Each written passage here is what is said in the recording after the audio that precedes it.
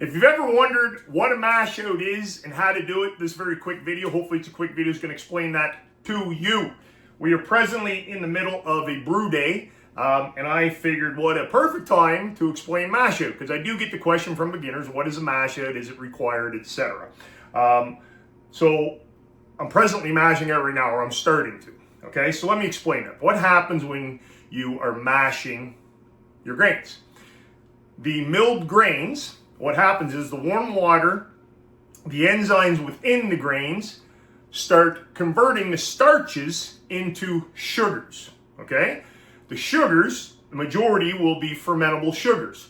The sugars are what the yeast eat to make the alcohol and CO2, okay? So that happens at our mashing temperature. This one, for example, is 152. If we want to stop that process, that's what a mashout is. Okay, so we want to lock in our profile, our wort profile. Okay, so the wort I just created, I want it to stay like that. Okay, so what we do is we do a mashout, and what that does is it stops the conversion of the starches into sugars. So it locks in the profile that we created here. Okay, it also will help thin the wort a little bit, so it's going to help with the sparging process, which is basically we do a rinse sparge. It's what I call it. With these bad boys, we basically lift the malt pipe out, and we just sparge by rinsing water down on top until we get to our pre-boil wort water level. Okay, in this case, I don't know. I think I want 7 gallons. I have to check my notes.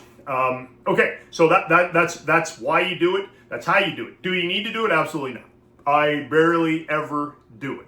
Why does it make beer easy? I don't find a big difference, okay, in the final outcome. Is it proper? Sure. It adds an extra 20 minutes plus because I've got to get it up to temp. You can start that the last 5 minutes or so of the mash to kind of cut back on some time. Is it required? Absolutely not. I don't see a big difference, if any, if I'm honest. Okay, maybe I'll do an experiment one day where I have 2 of these going, and we'll do one where we did a mash and one where we didn't.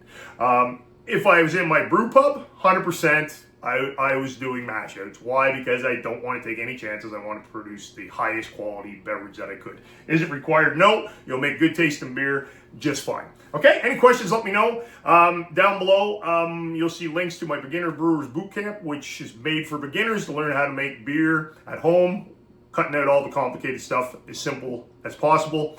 And also, if you're into all grain brewing, which we're doing here today, I'm also giving away my top 5 best-selling